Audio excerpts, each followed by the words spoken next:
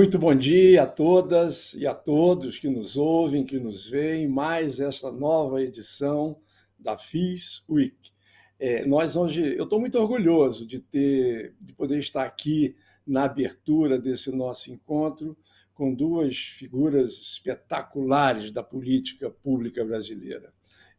Nós teremos aqui uma conversa sobre inovação, sobre economia criativa e sobre saúde também, obviamente, com Chicão Bulhões, ex-secretário de Desenvolvimento Econômico, Inovação e Simplificação da Prefeitura do Rio de Janeiro. Foi secretário até um mês atrás, provavelmente. Chicão Bulhões é uma dessas jovens lideranças que surgiram na política brasileira com muito destaque, com muita dedicação, com muito trabalho, com muita inovação, com uma visão moderna e uma visão do amanhã. Ele não pensa o futuro somente, ele pensa o amanhã e o hoje, para que o amanhã seja transformado no dia a dia da nossa cidade. Muito obrigado, secretário Chicão Bulhões, ex-deputado estadual e advogado. Muito obrigado pela gentileza de compartilhar seus conhecimentos, seus saberes com todos nós. Está conosco também a minha querida amiga e grande secretária de Desenvolvimento Econômico, Ciência e Tecnologia do Estado de São Paulo, Patrícia Ellen. Patrícia Ellen é uma outra grande liderança na gestão pública da saúde brasileira, uma jovem empreendedora, agora dedicada no setor privado às questões ambientais e economia verde. Ela é uma figura extraordinária, uma inteligência fora da curva, uma pessoa que me honra muito pela amizade que temos há alguns anos. É muito bom estar aqui nessa abertura com vocês dois, especialmente porque eu queria, nesse momento da abertura, dar os meus parabéns a essa grande equipe do FIS, do Fórum Inovação Saúde, que desenvolveu esse evento com recursos internos, uma galera jovem, Chicão e Patrícia, só garotos cabeçudos, trabalhando dia e noite sem parar para entregar o que tem de melhor em inovação, tecnologia, a todos nós da saúde brasileira. Estamos precisando muito que esses jovens se engajem nessas políticas de transformação da saúde brasileira, principalmente para que nós possamos garantir o acesso da população, especialmente da população mais pobre, que representa a maioria da população brasileira, que nós possamos entregar o acesso de melhor qualidade aos serviços médicos e hospitalares, aos serviços de saúde em geral, para que essas pessoas possam conhecer melhor o que há de disponibilidade no ambiente da inovação que possa transformar suas vidas. Não é razoável que os pobres do Brasil não tenham acesso a um exame, a uma consulta, a um procedimento, a uma cirurgia, no tempo que precisa ser dado a elas. E é sobre isto que este evento estará falando nesses 5 dias de grande atividade. E vocês estarão contribuindo muito, eu tenho absoluta certeza, com as suas visões inovadoras sobre os sistemas públicos e privados na saúde brasileira. Muito obrigado e, sem mais delongas também, eu queria agradecer muito, muito a todos os nossos patrocinadores que permitiram que este evento pudesse ser estruturado, agradecer demais aos profissionais de saúde e todos os trabalhadores da saúde durante esses terríveis tempos de pandemia, pela sua dedicação, pela sua entrega, pela sua capacidade de empatia, de se colocar no lugar do outro e oferecer às famílias sofridas do Brasil, que perderam mais de 650 mil parentes e amigos durante essa pandemia, um mínimo de acolhimento, de solidariedade. Foi muito importante isso. E também agradecer muito ao grande premiado deste nosso evento FIS Week, que é o Consórcio Brasileiro de Imprensa, que permitiu que os dados da saúde, especialmente e obviamente da Covid, pudessem ser compartilhados com toda a sociedade brasileira. E nós tivemos dramáticos tempos de comunicação, com comunicações muito diferenciadas e muito distintas nos diversos segmentos da administração pública, na imprensa, nas mídias sociais, enfim, foram difíceis momentos que a população brasileira teve de não ter certeza de que existia ou não condições muito complicadas e difíceis durante a pandemia. E o Consórcio Brasileiro de Imprensa nos salvou, informando em tempo real a realidade da crise sanitária que vivíamos. Por isso, o meu aplauso de pé para o Consórcio Brasileiro de Imprensa, que ganhou o prêmio Destaque FIS 2022. Parabéns ao Consórcio Brasileiro de Imprensa por esse trabalho espetacular oferecido à sociedade brasileira.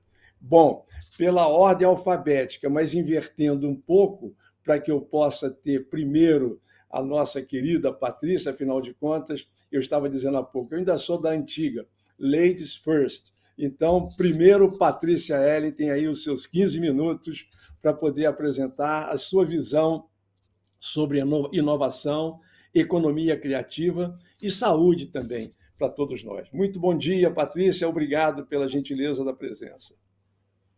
Bom dia, Josier, bom dia, Chico, bom dia a todos que estão nos acompanhando aqui. É uma honra estar aqui com vocês hoje, abrindo essa semana aqui tão importante que nós temos de debate de inovação em geral, mas em especial na saúde, que é uma área que é muito importante para mim, pessoalmente, sempre mantive o envolvimento direto ou indireto nessa área. Então, o LinkedIn conta um pouco da história aí, né, que eu fui consultora, sócia da McKinsey, onde eu fiquei quase 18 anos, tive a chance de trabalhar com muitas empresas do setor privado de saúde, em especial tivemos a chance ali de participar daquela articulação e incubação do ICOS, Instituto Coalizão Saúde, fazer um trabalho aqui de pensar a saúde do futuro, juntando empresas, setor público, e ali desde aquele momento já tínhamos muitas preocupações e só reforçou a importância da inovação na área da saúde. Entre os trabalhos que fizemos foi um estudo para entender o que nós precisávamos para expandir o acesso na saúde, reduzir os custos. E por que é tão importante reduzir os custos? Porque para expandir o acesso com o custo atual, a saúde chegaria a ter um custo aí de quase 20% do PIB.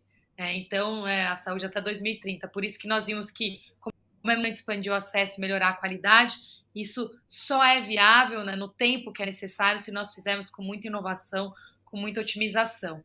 Na sequência, na saída da McKinsey, eu tive essa chance de presidir a Optum, que é uma empresa de tecnologia em saúde, do grupo United Health.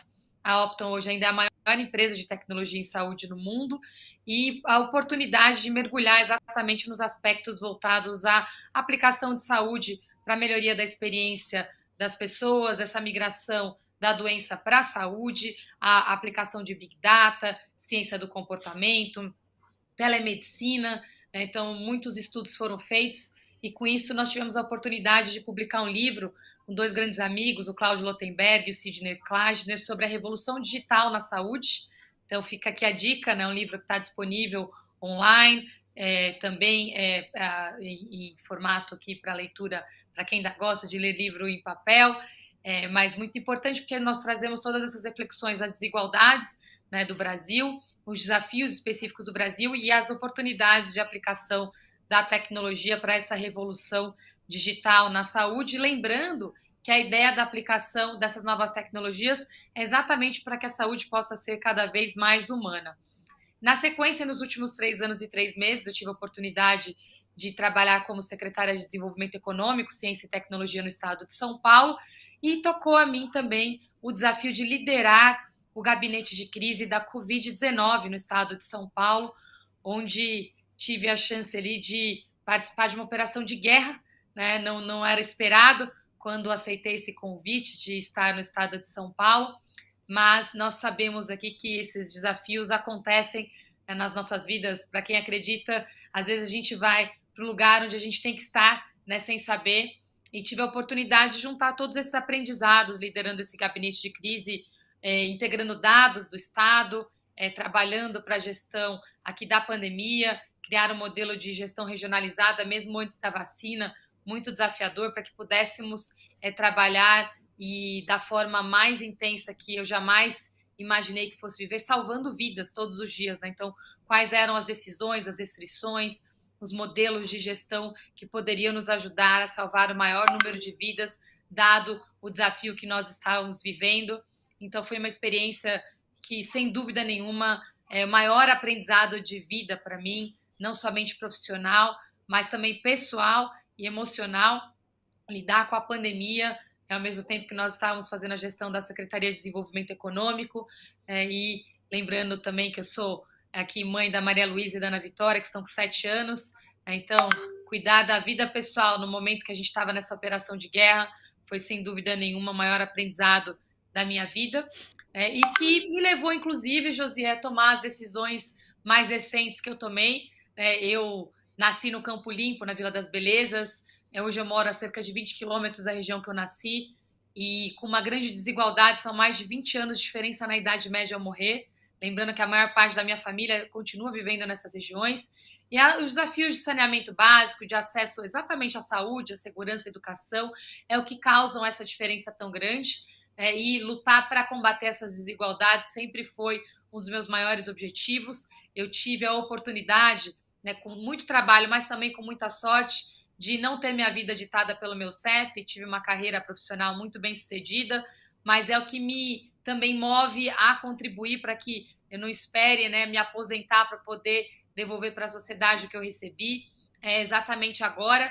E hoje o que me tira o sono é exatamente a urgência climática, como as coisas mudaram rapidamente. E essa interseção com a saúde, com a justiça social, ela é cada vez mais evidente, né? Muitos aspectos voltados à saúde são diretamente impactados pelas questões climáticas, né? Nós estávamos falando anteriormente aqui, a saúde nós estamos sempre falando aqui, como, por exemplo, o saneamento básico é importante. Nas questões climáticas, saneamento também é um dos temas muito discutidos. Em clima, nós falamos aqui de energia, de água, oceanos, de toda a parte de economia circular. Na economia circular, a parte de packaging, né? Então, plásticos é um tema tão importante que impacta tanto a saúde. Então, são aspectos aqui muito importantes que precisam ser trabalhados em conjunto. E o que me tira o sono hoje é exatamente essa interseção entre justiça social, justiça climática, como é que podemos aqui ter uma melhor saúde, maior bem-estar para a população e sempre alavancando as novas tecnologias para que isso possa acontecer. E por isso que eu decidi empreender, né, exatamente na descarbonização da economia, juntando tudo que eu já tinha feito antes como consultora dentro das empresas, com a oportunidade que eu tive no governo. Está aqui atrás de mim um mapa, esse mapa que é da cidade de Matarazzo, aqui em São Paulo, dá um spoiler, um dos empreendimentos onde eu estou me associando aqui com o empresário Alex Alard, para que possamos ter um hub físico aqui com um full service aqui para a descarbonização da economia em diversos setores. E o outro, dando o segundo spoiler, estou me associando à maior consultoria global que trata exatamente desses temas de descarbonização da economia, que foi inclusive tema do relatório e a capa da revista Nature em novembro agora, com um tema aqui voltado exatamente a plásticos, né, e como é que a gente pode fazer um trabalho aqui diferenciado no tratamento do plástico, desde o uso, reciclagem, substituição. E nesse trabalho, uma grande mobilização global das maiores empresas aqui, Unilever, Walmart, Natura, todos mobilizados dentro desse tema. É um momento de muita união, de muito trabalho, que requer exatamente aquele trabalho parecido quando nós iniciamos Coalizão Saúde, José. Fica aqui o convite para uma nova mobilização do setor de saúde para criar uma grande agenda aqui de descarbonização da economia, em especial do setor da saúde. Já me voluntario para fazer parte dessa mobilização com vocês aqui e finalizo também parabenizando meu par aqui na Prefeitura de São Paulo, Chico Bulhões, e desejando uma boa sorte, né, nessa escolha que você fez agora também de concorrer a um cargo eletivo. Chico, precisamos de bons quadros nesse momento tão desafiador do nosso país. Parabéns e obrigada novamente pelo convite, José. Eu é que agradeço, Patrícia. Muito boa essa reflexão inicial e muito interessante essa questão da economia verde. Essa questão da economia verde, às vezes eu fico refletindo que nós precisamos, de fato, introduzir esse tema com maior profundidade e maior abrangência dentro do setor saúde. Nós somos, no setor saúde, porque o setor saúde ele tem 4 segmentos no setor saúde. Tem as indústrias de medicamentos, que é biofármacos, de uma maneira geral, tem a indústria de equipamentos, tem a indústria de serviços, os planos de saúde, hospitais, laboratórios, clínicas, e tem a indústria da inovação.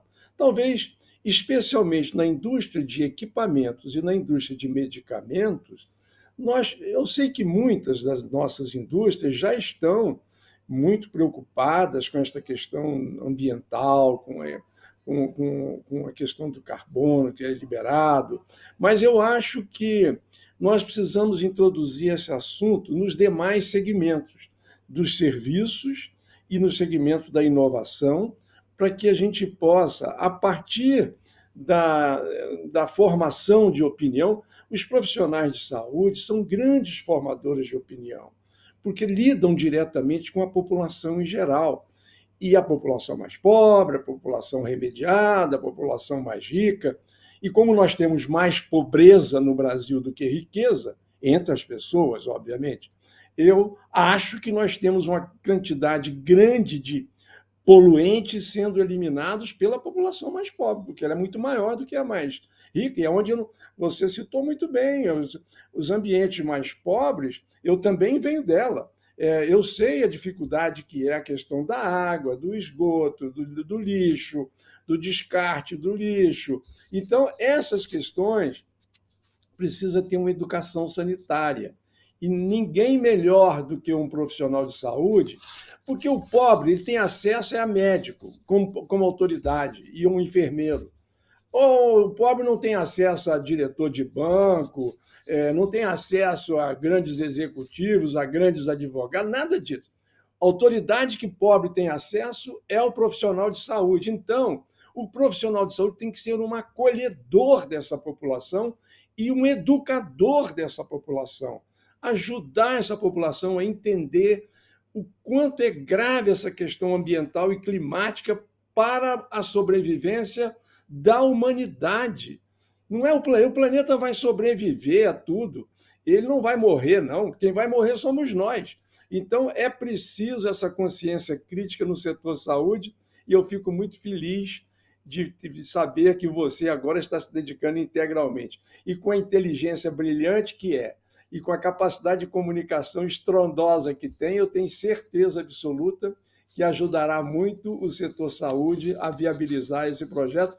E, de imediato, já te convido para fazer parte desse nosso time em defesa da questão climática. Muito obrigado, Patrícia. Chicão Bulhões, nosso querido deputado, agora candidato, não posso nem falar que é candidato, porque ainda é pré-candidato a deputado, e espetacular secretário de Desenvolvimento Econômico, Inovação e Simplificação aqui do Rio de Janeiro. Muito obrigado, e o tempo é seu para suas palavras iniciais. Obrigado, Josiê. É um prazer estar aqui com você, é um prazer estar aqui com a Patrícia também, que, aliás, quando o prefeito Eduardo Paes me chamou para assumir a Secretaria de Desenvolvimento do Rio, foi a primeira pessoa que sempre me indicaram para olhar o trabalho, era o da Patrícia, como referência do que estava fazendo lá no estado de São Paulo. Então, a gente sempre esteve aí atento ao que você estava fazendo lá, Patrícia. A gente sempre esteve de olho e tentando copiar as boas práticas aí dos nossos amigos, nossos pares paulistas e paulistanos, até porque o Rio de Janeiro, ao longo das últimas décadas, veio tentando reinventar a economia da própria cidade, do próprio estado, né? O Rio, historicamente, ele, na verdade, quando deixou de ser capital, entrou numa profunda discussão do ok, e agora o que seremos e como seremos, né? Diferente de outros estados do país que tiveram sua formação muito homogênea ao longo do tempo, inclusive como construção histórica, o Rio de Janeiro, deixando de ser capital de uma maneira muito recente, perdendo esse status para Brasília e passando a ter uma fusão, né? O Rio deixou de ser capital, virou um estado próprio. Depois desse momento, a gente passa então a ter a fusão com o restante do estado do Rio de Janeiro. E aí é um desafio não só para o Rio, mas eu acho que para o país, começar a entender o Rio de Janeiro para além das suas vocações de belezas naturais. Claro que o Rio de Janeiro teve um dedo de Deus aqui nessa nossa construção com o Pão de Açúcar, com as praias, com a Baía de Guanabara, com toda a nossa região serrana, com a região dos lagos, com Angra, Búzios, enfim, as pessoas visitam o Rio de Janeiro, mas para que você tenha uma economia mais inclusiva, menos desigual, mais pujante, a gente precisa de atividade que dê um retorno alto, uma atividade que consiga ser mais complexa, porém que consiga também ser mais inclusiva e, obviamente, com os desafios que a gente tem hoje, não só que a Covid nos mostrou e nos trouxe, mas também, como a Patrícia comentou aqui, os desafios globais, dos desafios climáticos, o Rio de Janeiro, ele precisou parar, no nosso entender, no momento em que a gente assumiu aqui também, ele precisa parar de ficar olhando o tempo inteiro para trás. A gente olha para trás para entender a nossa história e o que aconteceu, mas a gente precisa olhar sempre para o futuro e para o presente para a gente entender para onde a gente está indo. E a gente se juntou com Harvard, FGV, PUC, UFRJ, conversou com grandes universidades, conversou com grandes cabeças da sociedade e elencou 4 pontos que a gente queria abordar no início do trabalho de transformação da economia da cidade do Rio de Janeiro. Primeiro, era a baixa conversão de atividade acadêmica em negócios. O Rio de Janeiro tem instrumentos aqui fantásticos. A gente tem o IMPA, Instituto de Matemática Pura e Aplicada, vencedor da medalha Fields, que é o equivalente ao Nobel de Matemática, que estava aqui escondidinho no Jardim Botânico. A gente tem o IME, ali na Praia Vermelha. A gente tem o FRJ, que inclusive tem um polo de tecnologia e inovação muito forte e é referência, inclusive na área de saúde, na formação de excelentes profissionais. A gente tem, por exemplo, a PUC, que é a melhor universidade, uma das melhores universidades privadas do Brasil. A gente tem a FGV, uma grande universidade presente, IBMEC, a gente tem um polo de formação de gente incrível no Rio de Janeiro. A gente exporta mão de obra, e a gente exporta mão de obra muito qualificada, porém, apesar de sermos segundo lugar em publicações internacionais, ou seja, de produção de ciência, nós somos apenas o 11º em número de empreendimentos inovadores, conforme os rankings de competitividade que a gente vê. Então, para a gente solucionar isso, a gente precisava de alguns itens. Primeiro, eliminar essa falta de startups na cidade. Então, como é que a gente fomenta esse ambiente de startups de inovação aqui na cidade do Rio? Uma ausência de um ponto de encontro dessa comunidade empreendedora, né? E nisso São Paulo fez um trabalho diferenciado nos últimos anos. Então, você vê em São Paulo, você tem o Cubo State, você tem o InovaBrá, você tem o Google Campus, e o Rio de Janeiro, apesar de ter tido da UFRJ ali o polo tecnológico, muito voltado principalmente para energia, naquele momento do pré-sal, né, do descobrimento do pré-sal, a UFRJ virou um polo de inovação e tecnologia, foi trabalhando esse tema. A gente nunca teve um hub que pudesse ser um grande ponto de encontro de inovação. A gente tem a fábrica de startups ali no Aqua, a gente tem várias iniciativas do setor privado que estavam começando a engatinhar, mas a gente entendeu como Prefeitura do Rio que a gente podia dar essa alavanca, podia dar esse empurrão e abraçar isso. E a gente também identificou que a gente tem um gap de formação de mão de obra em tecnologia, né? A gente tem um déficit grande nos profissionais do setor tecnológico, especificamente na formação STEM, né, que é aquela formação em ciência, tecnologia, engenharia, matemática, o que provoca também uma fuga grande aqui de empresas da cidade do Rio de Janeiro. Então a gente parou de discutir Rio de Janeiro só sobre a questão fiscal, que é o tempo inteiro o tema do Rio de Janeiro é fiscal, fiscal, fiscal, e é um tema importante, é lógico, mas a gente precisava ter um tema propositivo de caminhada para o Rio de Janeiro, entendendo esses pontos que a gente podia potencializar. Feito isso, a gente começou a desenhar diversos projetos nesse primeiro ano de trabalho, né? Eu fiquei à frente da secretaria durante 1 ano e 3 meses, quase 1 ano e 4 meses. A minha equipe continua tocando esse trabalho lá, os meus sucessores, o Tiago Dias, que ficou à frente da secretaria, o Rodrigo Stallone, que é o presidente da Invest Rio, né? Obviamente o prefeito Eduardo Paes, que abraçou esse norte de caminhada em transformar o Rio de Janeiro a capital da inovação e tecnologia do país. Então hoje, a Prefeitura do Rio de Janeiro, a cidade do Rio de Janeiro, trabalha com o norte de transformar o Rio de Janeiro em capital da inovação e tecnologia do país, com uma visão de longo prazo. É claro que o longo prazo começa hoje, né, com algumas dessas iniciativas que eu vou contar aqui para vocês, porém, a nossa visão é de transformação e sabendo que, apesar da sociedade ter urgência né, e os problemas serem sempre urgentes e importantes, a gente prioriza essa caminhada estrutural e a gente entende que o Rio de Janeiro precisa olhar para frente e não deixar de colher as sementes na medida em que elas vão se criando, na medida em que elas vão dando desse caminhar, e a gente está muito confiante de que elas vão dar. Nesse contexto, nosso principal projeto hoje, coração dessa história, é o Distrito Maravalli, na região do Porto. O nome Porto Maravalli é um nome super brega, mas que acabou pegando. A gente tentou mudar esse nome de várias maneiras, mas acabou que esse nome reverente veio da própria comunidade ecossistema de inovação do Rio, e a gente abraçou quase mais de 1 milhão de metros quadrados na região do Porto, toda infraestruturada, com cabeamento de internet rápida, pronta para receber as pessoas, as empresas, uma região que ficou cool, né? Ela ficou legal, ela ficou diferenciada, com street art, né? Com artes na rua, com pessoas pintando, com coisas legais, bonitas, e agora com novos empreendimentos residenciais. Infelizmente, a gestão anterior não tinha dado atenção para a transformação que se iniciou no Porto, inclusive no governo anterior do Eduardo Paes, tirando aqui, derrubando a perimetral no Rio de Janeiro e reformulando a região, reativando a região do centro e do porto aqui da cidade, que é um projeto realmente para a gente reanimar o coração econômico da cidade, onde já há infraestrutura. Então a gente vai agora, já foi colocado o investimento da prefeitura alto, com um hub de inovação de 10 mil metros quadrados, em que metade será um hub de inovação com empresas inovadoras, e aliás, uma das setoriais é a saúde, então empresas de saúde, de inovação, de tecnologia, que quiserem saber mais do projeto, podem procurar a Invest Rio, que hoje está capitaneando esse projeto, e uma das vertentes dele é o setor de saúde. Tá? Então, e por que isso é interessante? Porque nós aprovamos também em 2021 uma redução de impostos para empresas de pesquisas, produção de tecnologia, ciência e tudo ali na região do Porto. Então, quem tiver que pagar ISS deixa de pagar 5%, passa a pagar 2% ali naquela região. Então, isso também passa a ser um atrativo para que as empresas que estão olhando para o Rio de Janeiro olhem para aquela área, que vão ter pessoas morando. A gente vai ter cerca de entre 7 a 10 mil novas pessoas se mudando nos próximos 2 anos para os empreendimentos residenciais no entorno desse hub de inovação. E metade desse galpão que eu mencionei são várias empresas de ecossistema, de vários ecossistemas diferentes se reunindo ali, e a outra metade vai ser a primeira graduação, o primeiro curso de graduação de matemática em tecnologia do INPA no Brasil.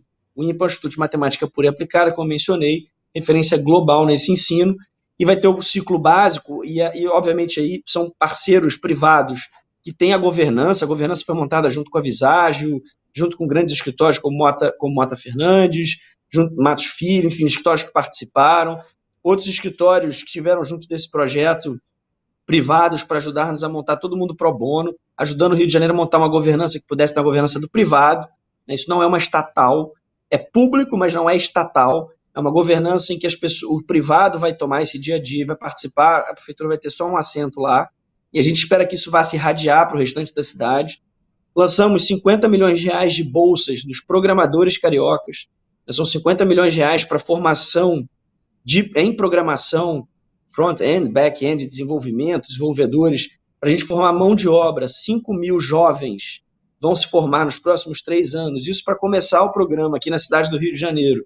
Jovens formados no ensino médio de escola pública e o público refugiado que estiver aqui inserido na cidade do Rio de Janeiro vai ter acesso a essa bolsa em programação para desenvolvimento de novos produtos. Obviamente, empresas de tecnologia instaladas no Rio vão ter acesso mais rápido a essa mão de obra, e a gente quer ampliar esse programa na medida em que ele der certo.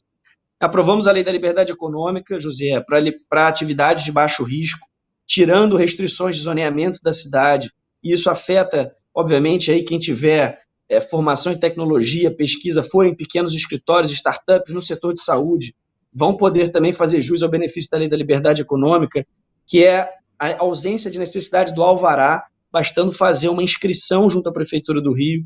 Isso diminui muito a burocracia das pessoas. Quem já teve que fazer consulta prévia de local para abrir empresa sabe do que eu estou falando. O Rio de Janeiro tem um zoneamento urbano de 1976, então um zoneamento urbano altamente ultrapassado na cidade. Esse uso do solo aqui, sob o ponto de vista econômico, está defasado na cidade do Rio de Janeiro, e está sendo revisto também no novo plano diretor, mas a Lei da Liberdade Econômica já avançou nisso, para as empresas de baixo risco, que tenham baixo impacto. Lançamos agora, foi publicado hoje, o Sandbox Rio, foi lançado pela Prefeitura do Rio. O Sandbox, para quem não conhece, é o conceito de caixinha de areia, basicamente é para as empresas que querem testar inovação e estejam numa zona cinzenta da regulação, buscam a Prefeitura do Rio, a partir de um edital, e fazem, em conjunto com a Prefeitura, testes dos seus produtos e serviços na cidade do Rio de Janeiro inteira. Então, o Rio de Janeiro vira um grande celeiro e polo de inovação para todos e para todas as áreas. Então, empresas da saúde que queiram buscar a cidade do Rio de Janeiro para testar, inclusive no próprio setor de saúde pública, é possível. Tá? Então, isso foi construído pela PGM, pela Procuradoria do Município, junto com a Secretaria, tem toda a segurança jurídica para o desenvolvimento de novos produtos. Então, esse edital já está aberto. Isso é um programa justamente para teste e compartilhamento de dados entre a Prefeitura do Rio e os empreendedores que queiram começar a testar esses produtos. Lançamos o Cripto Rio, olhando para frente, para o futuro.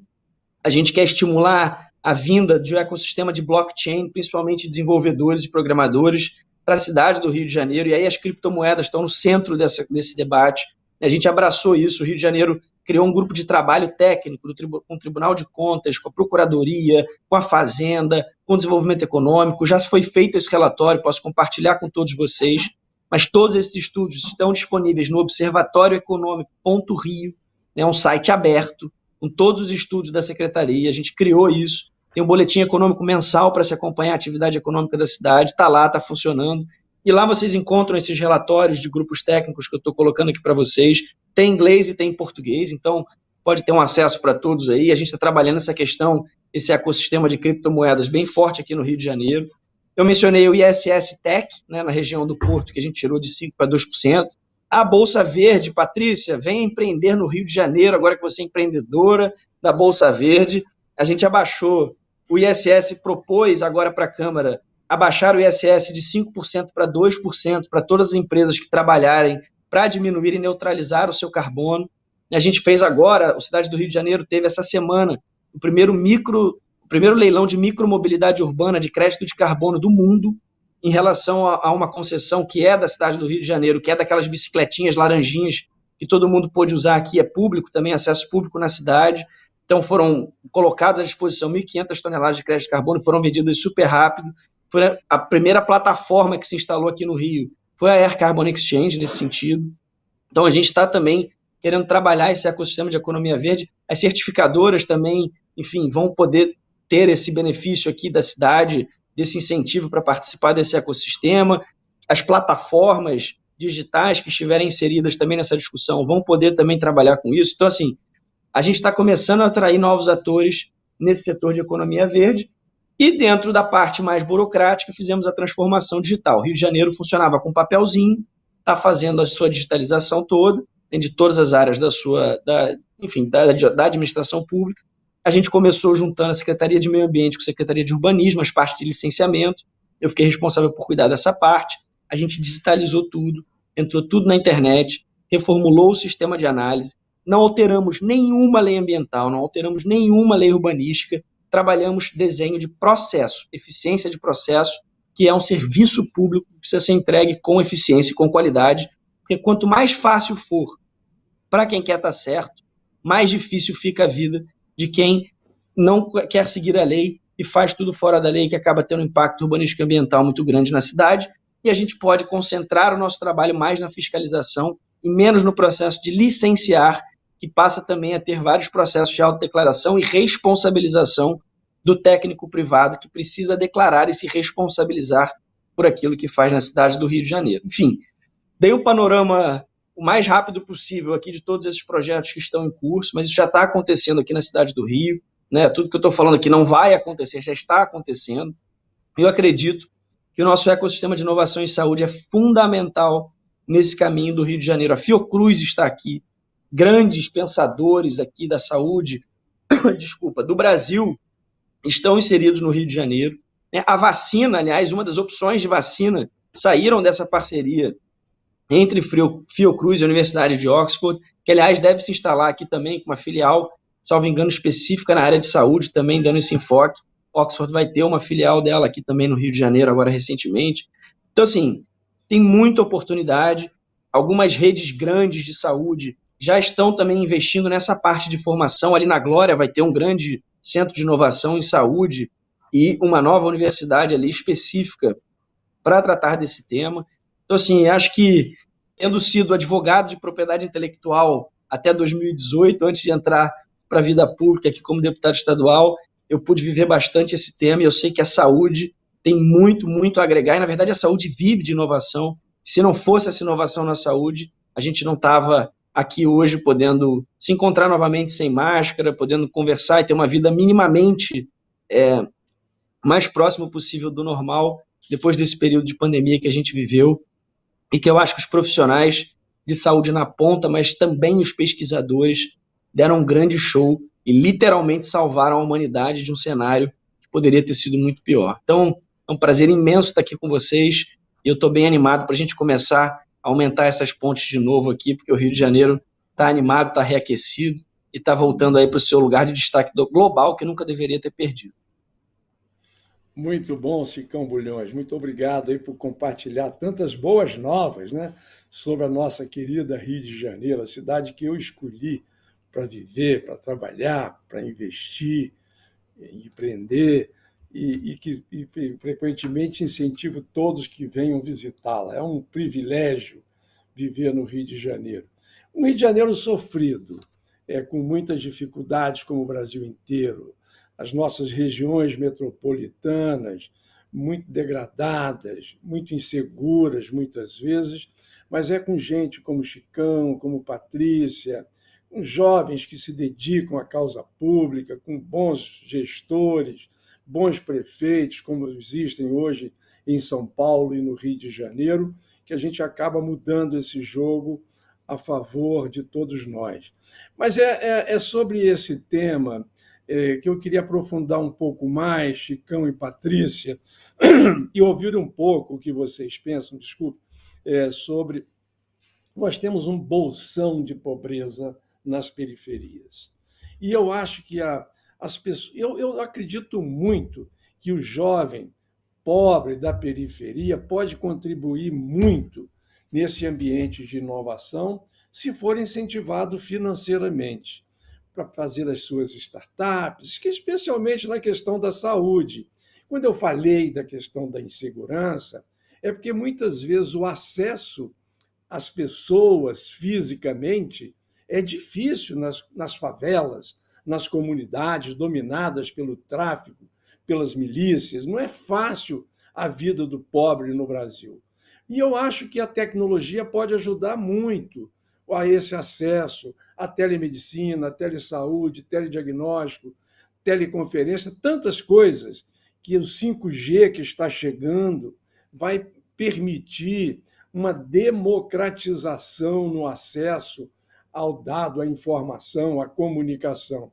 Você acha, Chicão e Patrícia, eu não sei se o Invest Rio, que você citou aqui no Rio de Janeiro, e se alguma outra organização em São Paulo, existem linhas de créditos disponíveis para que o menino pobre da periferia, do interior do estado do Rio, da Baixada Fluminense, de São Gonçalo, ou das regiões periféricas de São Paulo, os bolsões de pobreza imensos que existem em São Paulo, se esses meninos, muitos inteligentes... Gente, eu vi esses dias aí na televisão, na Globo News, um garoto de São Paulo, acho que é de São Paulo, um menino que é dançarino de balé, preto, pobre, da periferia, dançarino de balé. Imagina a dificuldade que esse garoto teve na infância. Pelo talento dele extraordinário, ele conseguiu chegar a um desses balés internacionais, aqui eu não me lembro se da Rússia, dos Estados Unidos ou da Alemanha, enfim, não importa. O fato é que ele é um estrondoso sucesso. Igual a ele, devem existir milhares de jovens, crianças, adolescentes que, incentivados, podem contribuir muito. Como é que vocês veem a disponibilidade de crédito, de dinheiro, para que esse jovem possa empreender no Brasil, no Rio, em São Paulo e em todo o Brasil? Patrícia, por favor. José, bom, muito importante. Só lembrando que a pandemia trouxe um desafio que foi um aumento muito rápido do empreendedorismo por necessidade. Isso em especial para as mulheres, né? O empreendedorismo feminino por necessidade cresceu 2 vezes mais do que o masculino. No estado de São Paulo, falando um pouquinho das iniciativas e dos resultados, nesses 3 anos de gestão, nós conseguimos ter crescimento econômico todos os anos, mesmo no ano mais desafiador da pandemia de 2020. No acumulado nesse período, São Paulo cresceu 5 vezes mais do que a média nacional. Para que esse crescimento acontecesse, foi muito importante o apoio à iniciativa privada e também um aumento do orçamento em ciência e tecnologia.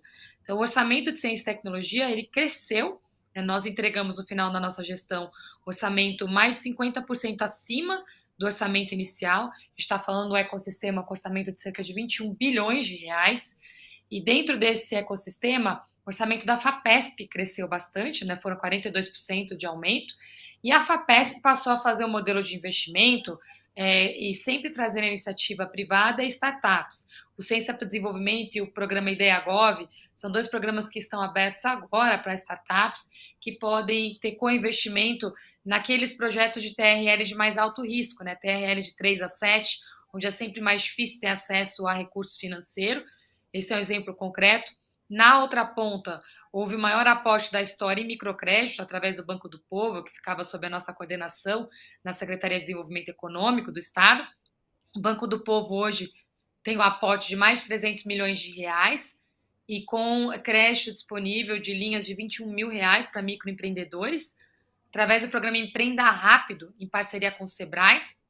Então, todo microempreendedor que precisar de linhas menores pode acessar o Banco do Povo com juros bem baixos, bem abaixo da média do mercado, juros zero, juros 0,35, 0,7, até 1%, mas 1 é só aquele autônomo que não consegue comprovar nada, que não tem apoio e garantias, então ele tem acesso a esse recurso mesmo assim. Então, o Banco do Povo numa ponta, no outro extremo a FAPESP, e no meio ali a Desenvolve São Paulo, com recurso financeiro para pequenas e médias empresas, também com financiamento facilitado. E na Desenvolve São Paulo, nós fechamos uma parceria inédita, um BID, com o Banco Internacional de Desenvolvimento, juntamente com a FINEP, para as startups terem acesso também privilegiado, acelerado a esses recursos a taxas muito mais competitivas do que eles teriam acesso na iniciativa privada tradicional. Com esse ecossistema inteiro, nós conseguimos ter recordes aqui de unicórnios, de startups, de aceleração. Criamos esse programa que eu mencionei, o IdeaGov, em parceria aqui com Impact Hub, Brasil Lab, Artemisia, um programa aqui que envolveu a colaboração de todas as organizações de referência, né, para investimentos de impacto e com aceleração da inovação.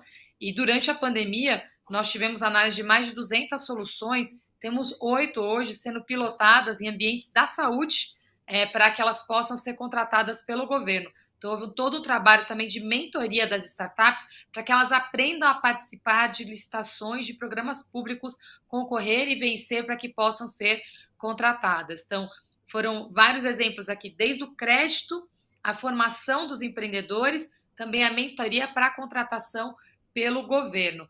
E no caso aqui do Empreenda Rápido, é um programa que não tem somente o crédito, tem a capacitação empreendedora, a capacitação técnica, o apoio para acesso a plataformas de mercado para escalar a venda de produtos e serviços e essa grande parceria com o Sebrae. Além disso, nós fizemos programas específicos para mulheres, o Empreenda Mulher e o SPTech Mulher, para que as mulheres também tenham esse estímulo de entrar na área de tecnologia, que é uma área que a gente vê que ainda tem uma participação feminina muito abaixo do que nós gostaríamos de ver. Mas os resultados foram muito bons, como eu disse, São Paulo cresceu 5 vezes mais que a média nacional.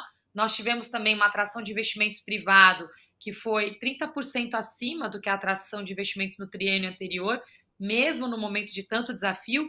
E junto com isso, além de atrair recursos de fora do Brasil, de dentro do Brasil para São Paulo, nós também criamos um programa de fomento à exportação, o Exporta SP, onde nós temos turmas aqui de startups que criamos, e por isso que a Invest São Paulo abriu 4 escritórios internacionais. Então, escritório em Dubai, no Meio Oriente, também tivemos no Oriente Médio, também tivemos a abertura do escritório na China, o escritório na Alemanha e o escritório nos Estados Unidos, em Nova York, para que todas essas empresas tenham um hub de apoio internacional e uma facilitação do processo de internacionalização. São pequenos detalhes que fazem diferença. toda a facilitação do ambiente de negócio também foi muito importante. Um último exemplo, nós isentamos a taxa de abertura de empresas através da junta comercial e tivemos aí os 2 maiores números da história de abertura de empresas, e, além de MEI, né, estamos falando de Eireli, Limitada, SA, empresas que empregam, né, essa isenção de taxa criou um incentivo automático também para que as empresas façam todo esse processo de crescimento dentro do programa Empreenda Rápido. Eles recebem esse processo de abertura de empresa gratuita e todo o programa de apoio, capacitação, crédito, acesso a crédito e a plataforma de mercado. Esse programa integrado fez com que nós tivemos aí recordes de fomento ao empreendedorismo. E o último resultado, que eu acho que é o mais importante, aí mais de 1 milhão de empregos criados num ano de muito desafio, que foi o ano passado. Muito legal, uma experiência que precisa ser compartilhada mesmo e seguida pelas cidades brasileiras, essa experiência exitosa de São Paulo. Chicão, e você, Chicão, como é que você vê essa questão de financiamento? Como é que você estruturou isso para acesso à população mais pobre, ao jovem da periferia que precisa ser incentivado financeiramente a construir a sua startup também? Bom, aqui na cidade do Rio, a gente teve um momento de reconstrução, principalmente da governança da cidade, né? A gente tinha aqui uma Secretaria de Desenvolvimento Econômico que, na verdade, cuidava de restaurantes populares, que é um programa importante, mas da assistência social. A gente tinha realmente uma desgovernança absoluta aqui em termos de organização de funcionamento da cidade. Então, nesse primeiro ano, o desafio foi, além de remontar, ser criativo um pouco na forma da gente conseguir linhas de crédito e que o dinheiro chegasse na ponta o mais rápido possível, dado que não existia nenhum estímulo aqui da cidade. A AG Rio, que é uma agência do Estado do Rio, ela tem uma certa burocracia maior para colocar o dinheiro público na ponta, né? Quer dizer, ela até tinha e ainda tem algumas linhas de crédito, mas a pessoa aqui no Estado ela tem uma dificuldade um pouco maior de acessar em razão de algumas dificuldades de garantia, de saúde financeira da empresa, de algumas documentações que eles precisam dar para poder ter acesso a esse recurso da AG Rio. Então, existe uma certa burocracia. E para vencer isso, a gente entendendo que existia ali uma necessidade urgente, principalmente até porque o prefeito Eduardo Paes assumiu em 2021, né? Então, nosso trabalho começou em janeiro de 2021, no meio de uma situação em que a pandemia ainda não estava controlada, pelo contrário, até teve um pico maior do que o ano anterior, de 2020. Né? A gente enfrentou, graças a Deus, a gente enfrentou já sabendo enfrentar melhor, né? Não naquele momento de 2020 que as pessoas ainda estavam aprendendo. Então, a gente lançou o crédito carioca através da Invest Rio, que, diga-se de passagem, não existia, né? A Prefeitura do Rio não tinha nenhuma agência de atração de investimentos para a cidade do Rio de Janeiro e de relacionamento também com o setor privado. Isso não existia na cidade do Rio. Existiu no passado como a Rio de Negócios, mas não era exatamente da prefeitura, era uma parceria, era algo terceirizado. E a gente, então, nesse governo aqui, instituiu essa Invest Rio, criou essa agência de atração de investimentos, que tem capitaneado esses assuntos, inclusive o Crédito Carioca, e a gente fez uma parceria com duas entidades privadas, o Sicoob Rio e o Estímulo Rio, né, para linhas de microcrédito, dado que eles conseguiam ter acesso a um fundo garantido lá na pandemia, salvo engano, do BNDES, que, se não me engano, é o FAMP, alguma coisa do tipo, que libera de várias dessas burocracias o empreendedor. Então, eles conseguem ter um acesso mais rápido e mais fácil como entidades privadas, e a gente fez uma parceria, então, a Invest Rio fez uma parceria com o Sicoob Rio, com o Estímulo Rio, dando linhas de crédito. Agora tem, nesse momento, salvo engano, 12 milhões de reais disponíveis para serem emprestados, já foram emprestados em linhas de microcrédito, e não tem limite de empréstimo, tá? Pode ser pequeno ou pode ser grande, mas já foram emprestados cerca de 7 milhões de reais, e ainda tem 12 milhões de reais lá para serem emprestados. Então, pequenos empreendedores de qualquer lugar do Rio de Janeiro podem acessar. A maioria, aliás, dos empréstimos, vários desses empréstimos foram para a Zona Oeste e Zona Norte da cidade do Rio, né, que são regiões diferentes da Zona Sul, que é uma região mais, vamos dizer assim, mais rica da cidade. Você tem essas regiões que têm um pouco menos acesso à possibilidade financeira, então a gente se preocupou muito com isso. Então, grande parte dos recursos tem sido destinados para essas regiões, mas nós, prefeitura, não controlamos para quem vai o recurso. Essa avaliação é feita pela entidade, pelo agente Sicoob Rio e pelo Estímulo Rio, que fazem a avaliação de dar ou não o crédito. A gente faz a ponte Então, quem quiser pode entrar no creditocarioca.com.br, é só entrar lá, aplicar, a Invest Rio faz a ponte, dá todo o suporte. É preciso fazer um pequeno curso de educação financeira para acessar esse microcrédito, esse é um dos requisitos. A gente quis linkar com a educação financeira esse acesso ao microcrédito, porque não adianta emprestar, a pessoa precisa também saber usar. Então, a pessoa faz um mini curso ali de educação financeira, esse curso é online, né? Tem uma parceria lá também, numa entidade nossa parceira, que dá esse curso online básico de educação financeira, para que depois a pessoa possa, é um pré-requisito para que a pessoa possa fazer acesso a esse crédito. A gente teve que soltar um auxílio lá atrás também, no momento em que a coisa apertou, mas aí não é exatamente crédito. E no Programadores Cariocas, aí é preciso dizer a parte mais estruturante aqui, a gente viu, José, o mundo inteiro se transformando através da tecnologia. E quando a gente fala muito de educação, a gente fala, nossa, educação transforma, educação transforma. Educação é o quê? É conhecimento, é informação. Né? É conhecer não só pessoas, mas conhecer temas, se aprofundar em temas, é saber, eventualmente, ter uma base para que você exerça uma profissão. E que tipos de profissão? Né? Até porque não adianta nada hoje em dia o cara estudar para ser acendedor de lampião, esse tempo já passou. Então a gente também precisa ter um olhar de presente e futuro de quais são as profissões do presente e do futuro que serão necessárias nas empresas e serão pré-requisito para que as pessoas possam acessar os melhores empregos. Para nós, linguagem de programação é uma dessas respostas. Tá? A gente acha que é o novo pacote Office. Né? Você aprender a programar, a entender essa linguagem, é o que no passado foi a pessoa saber aprender mexer no Word e no Excel, lá nos anos 90, quando veio o computador, e as pessoas ainda estavam muito acostumadas a datilografar os seus papeizinhos, as pessoas ainda precisavam correr atrás para aprender como é que se fazia uma planilha de Excel, que hoje é algo absolutamente banal no nosso dia a dia, né? Quer dizer, saber mexer no Word, fazer um PowerPoint, mexer no Excel, é uma coisa meio basicona. No passado não foi. No passado era uma coisa inovadora, no passado era um diferencial competitivo para acesso a uma determinada profissão, a uma determinada posição numa empresa. Então, a gente está trabalhando nessa parte também, José, e com várias secretarias, com a Secretaria da Mulher, com a Secretaria de Juventude, a gente veio trabalhando essa pegada da gente poder formar pessoas, formar jovens a partir de um olhar de profissões do futuro e do presente. A gente tem uma camada gigante de pessoas desempregadas, gigante de pessoas buscando oportunidades. A Patrícia mencionou aqui no Rio de Janeiro a informalidade ainda é alta também. As pessoas foram vender as suas quentinhas na rua, foram, de alguma maneira, tentar sobreviver tirando a sua renda de negócios que não são infraestruturados, de negócios que são realmente ali com uma característica de sobrevivência. Isso traz desafios também de ordenamento urbano, mas a gente precisa abrir portas e dar encaminhamentos. Então, nessa parte estruturante, a Prefeitura do Rio vem com novos programas de formação técnica para que as pessoas possam se reinserir no mercado e buscar essas novas oportunidades. Já aconteceu também com mulheres na indústria, por exemplo, que foi lançado no passado aqui recente. Essa parte de programadores cariocas, a gente tem as bolsas que são pagas para os programadores, né, que a gente está fazendo agora, o edital já foi publicado, mas vai fazer agora o processo seletivo. A priorização é para mulheres, negros e trans, então a primeira camada prioritária do acesso a essas bolsas são para esses grupos que não estão inseridos ainda também, né, com a mesma força que outros grupos aqui, principalmente homens, na caminhada esses grupos ficam mais marginalizados como acesso, então a gente priorizou esses grupos, embora os outros também vão ter acesso a esse programa. Então, assim, a gente começou a plantar essas sementes justamente para a reinserção no mercado através da educação. E eu acho que a educação técnica no Brasil é um tema que a gente precisa falar muito.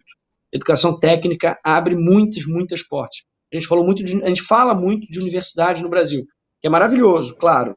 Produção de ciência, conhecimento, oportunidade. Acho que uma coisa não prescinde da outra. A gente não tem que escolher entre universidade ou ensino técnico. Acho que isso é uma escolha falsa. Eu acho que a gente tem que abraçar ambos. Né? Mas eu acho que a gente pode potencializar mais no Brasil o ensino técnico.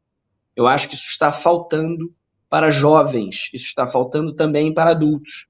Né? Acho que as pessoas no Brasil não tiveram oportunidade de ter educação financeira. A gente aprende lá os grandes teoremas de matemática, mas não aprende a lidar com dinheiro, por exemplo. Que eu acho que é uma das falhas do nosso sistema educacional que a gente precisa discutir. Quer dizer, a pessoa nem cogita empreender. Acho que os jovens, principalmente da minha geração, eu tenho 34, eu via muito mais gente conversando sobre fazer concurso do que abrir uma empresa. né? Não só em relação aos riscos, mas inclusive em relação à mentalidade mesmo, aquela cultura empreendedora que eu acho que o Brasil começou a estimular mais de uns tempos para cá, entendendo os efeitos que isso causa sob o ponto de vista econômico, sob o ponto de vista de desenvolvimento da sociedade. Então, acho que o Brasil engatinha nesse assunto, mas está engatinhando com vontade de fazer e com vontade de se transformar. Então, é um bom momento para a gente ter esse tipo de discussão, especificamente no setor de saúde. Acho que o ensino técnico abre muitas portas, né? Não são só os médicos, né, dentro dessa cadeia produtiva de vocês, que são figuras importantes, né? Você tem os enfermeiros, você tem os auxiliares administrativos, você tem todo o back-office dos sistemas de saúde, das clínicas, que são profissionais fundamentais para o funcionamento do dia a dia. Então, assim, a gente está muito preocupado com esse ensino técnico, esse ensino educacional, e isso vai ser certamente um tema de grande discussão aqui no Rio, provavelmente nos próximos anos. Muito bom, Chicão Bulhões e Patrícia L. Estamos chegando já ao final do nosso encontro, que foi espetacular. E eu queria concluir esse encontro, primeiro parabenizando vocês por tentarem criar nas cidades e nos estados que representam uma cultura da inovação. Não é fácil criar essa cultura da inovação, porque a resistência à mudança é uma característica da natureza humana. As pessoas preferem ficar naquela zona de conforto, do que conhecem, do que não é que foi a vida sempre foi levada de um jeito, e mudar para esse mundo digital, sair daquele mundo analógico para o mundo digital, não é uma coisa simples, especialmente para gerações mais antigas.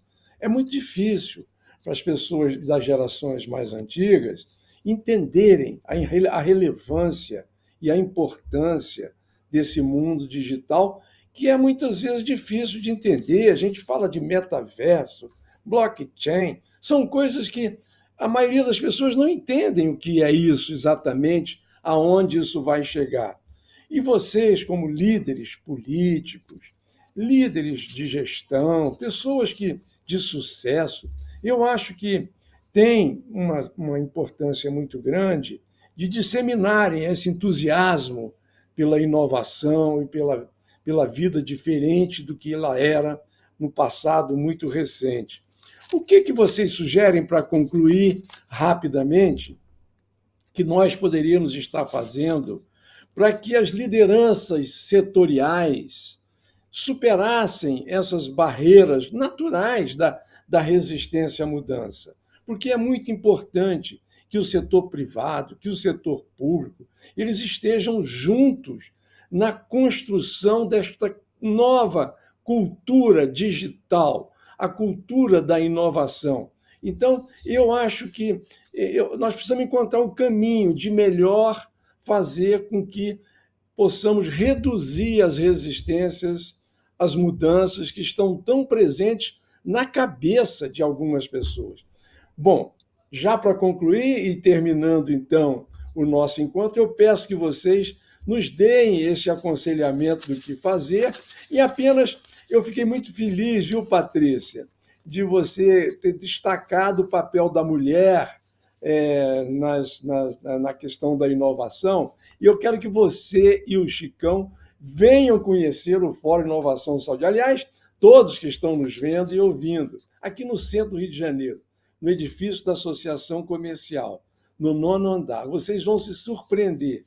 A maioria é mulher, jovens, que trabalham aqui de uma maneira entusiástica, desenvolvendo metaverso, data lake, cientista de dados. Olha, tem um grupo de gente trabalhando dado, informação, comunicação, de forma brilhante aqui no Fórum Inovação Saúde. Eu gostaria muito de receber a visita de vocês aqui, o momento que vocês desejarem. Portanto, já agradecendo a vocês, eu passo a palavra para as considerações finais, respondendo a esse desafio de como superar as barreiras naturais das lideranças setoriais à inovação. Mais uma vez, muito obrigado a vocês. Patrícia Ellen. Obrigada, José. Obrigada, Chicão, todo mundo que acompanhou a gente aqui. Olha, é muita informação, muita inovação, né? Acho que mudar dá trabalho. Então, já naturalmente já tira a gente da nossa zona de conforto. A minha dica principal é quando as coisas começarem a ficar confusas, voltar para a base, que é colocar a pessoa no centro, né? O cidadão, o cliente, o paciente. No livro que eu comentei no começo, a gente fala muito sobre isso, né? Como é que você passa por uma gestão centrada nas pessoas. A tecnologia ela só funciona bem se ela nos ajuda a sermos melhores seres humanos. Então, acho que a primeira coisa é isso, a gente olhar a jornada do paciente. O melhor ainda é que a gente comece na jornada antes que ele se torne paciente, né? Então, acho que essa é a minha primeira dica. A segunda é lembrar que o Brasil é um dos países mais diversos do mundo, né? A gente tem uma grande diversidade humana e uma grande diversidade também no meio ambiente, né? Na nossa flora, na nossa fauna, e isso é a maior riqueza que o mundo procura hoje. E até tem gente que não sabe, até mais nos bastidores, assim, as empresas farmacêuticas não têm como não fazer pesquisa no Brasil, que é a população mais heterogênea, mais rica para dados, né? Então, a gente precisa alavancar isso de uma forma positiva. Não só a gente virar aqui, né, um lugar onde grandes empresas internacionais vêm pesquisar, ou vêm usufruir, ou vêm comprar crédito de carbono, que é o que está acontecendo agora também. Então, eu acho que passou da hora de, número um, a gente entender que a tecnologia nos ajuda a combater desigualdades seculares, ao mesmo tempo que o Brasil precisa liderar essa transformação, José. Então, essa é a minha meta hoje como empreendedora, que a gente se coloque ali na linha de frente, não esperar a política.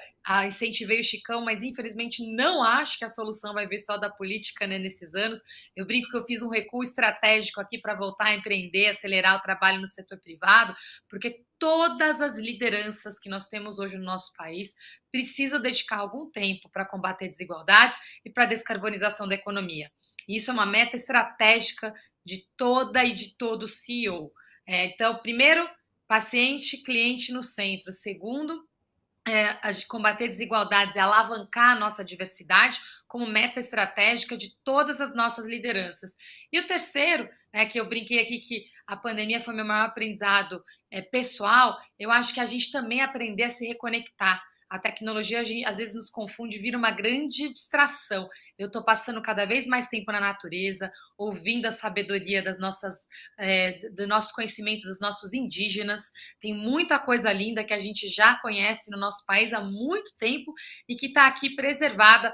Basta a gente parar um pouquinho, desligar, né, se desligar aqui um pouquinho dessa ferramenta e voltar a observar e passar um pouco mais de tempo sendo bons seres humanos. Então, essas são minhas 3 dicas aqui. O resto vocês podem encontrar nos livros.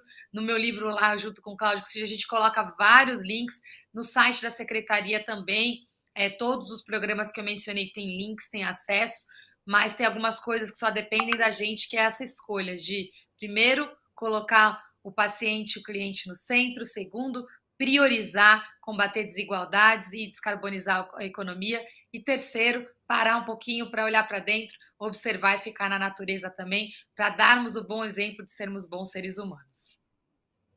Muito obrigado, Patrícia L., mais uma vez, pela gentileza da sua presença. Chicão, Bulhões, e os seus comentários finais. Bom, primeiro foi um prazer imenso estar aqui com você, Patrícia, José, muito obrigado pelo bate-papo. Acho que a gente começa normalmente justamente juntando pessoas, né, para a gente fazer grandes transformações, e pequenos atos somados geram uma transformação gigante. Eu acredito muito nisso.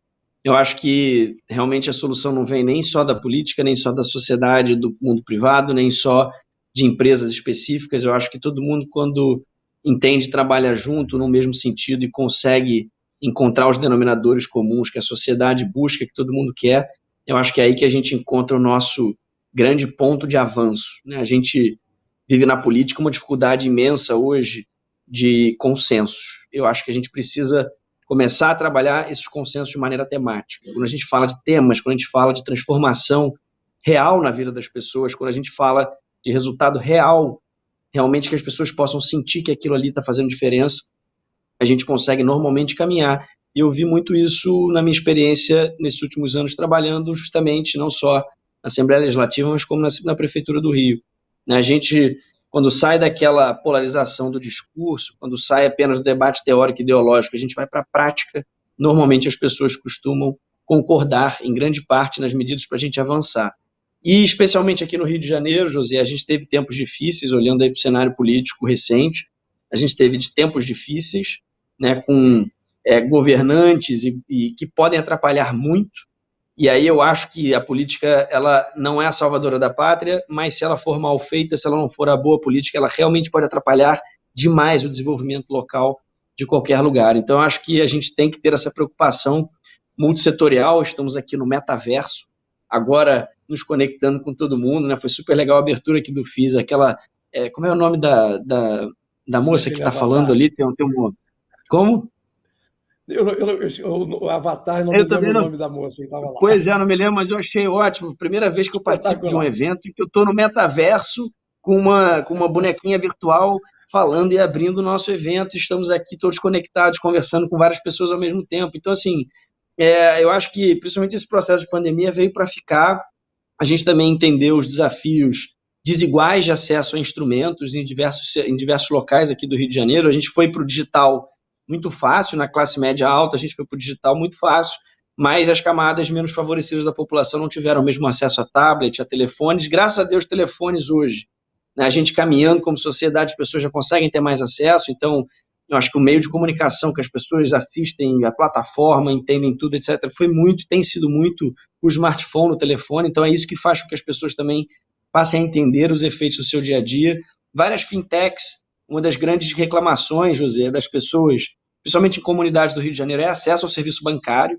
Não tem agências bancárias para as pessoas pagarem suas contas em dia, e elas acabam tendo que fazer grandes deslocamentos, às vezes, para pagar, e aí toda essa transformação financeira e de acesso, de aplicativos e dos próprios bancos nos últimos tempos, faz com que as pessoas também entendam que aquela tecnologia ali torna a vida dela mais fácil. A pessoa não precisa pegar um ônibus 2 horas para ir numa agência bancária para pagar uma conta com juros no passado, como era e como acontecia até pouco tempo atrás. Os sistemas de regulação de leitos aqui, eu acompanhei de perto, junto com o secretário de Saúde, Daniel Sorães. A gente teve que ter uma troca muito intensa aqui, principalmente nesse período de pandemia, de como é que você tinha dados para a gente poder, de alguma maneira, integrar a economia da cidade e o deslocamento de pessoas e evitar a aglomeração de pessoas no uso de dados. Tanto é que o prefeito criou um escritório de dados aqui na prefeitura. A prefeitura do Rio nunca teve embora tivesse o COR ali, o centro de operações, agora a prefeitura tem um escritório de dados, justamente a partir dessa experiência que a gente teve aqui de necessidade de ter dados, números, inteligência e captação dessa inteligência para tomar decisão de política pública. Então, assim, eu acho que o mundo na verdade, já está há muito tempo nesse processo de transformação. Eu acho que a gente só precisa, fazer que a ponta sinta toda essa diferença. E aí, na medida que as pessoas participam, eu acho que a gente vai transformando aos pouquinhos e a gente vai num caminho otimista aí. Muito obrigado, Chicão Bulhões. Muito obrigado, Patrícia. Que você tenha, Patrícia, muito sucesso na sua nova vida, na atividade privada, da questão ambiental e climática. Chicão, que você tenha muito sucesso na sua carreira política e no seu processo eleitoral. Eu agradeço muitíssimo a presença de todos e todas que nos viram e ouviram durante esse tempo. Convido a permanecerem conosco. Hoje à tarde eu estarei recebendo aqui também, via digital, o diretor de comunicações do Clube Atlético Mineiro e o diretor de comunicações do Barcelona Futebol Clube, falando um pouco de como valorizar uma marca através do esporte, da conectividade e da força da boa comunicação. Muito obrigado a todos, a todas, e permaneçam conosco nesses próximos 5 dias, a partir de hoje, durante a FIS Week. Vai ser uma grande honra tê-los sempre aqui conosco. Muito obrigado, tenham um bom dia, sigam bem, com saúde e sorte, e até a próxima, se Deus quiser e Ele há de querer.